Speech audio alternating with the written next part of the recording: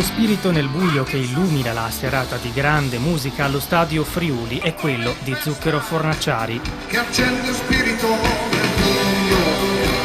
Il pubblico è quello dei grandi eventi, 15.000 fan in delirio, molti provenienti anche da Austria, Germania, Slovenia e Croazia. Udine è stata scelta infatti come unica data a nord-est del tour del cantautore emiliano, tour intitolato Overdose d'amore. A 35 anni dall'uscita, correva l'anno 1989, dell'album Oro, Incenso e Birra, che con oltre 8 milioni di copie vendute a livello internazionale incoronò Zucchero re del pop rock e del blues italiani. In scaletta anche grandi successi come Baila, Diamante, Diavolo in me, Di Mare e Soul Mama.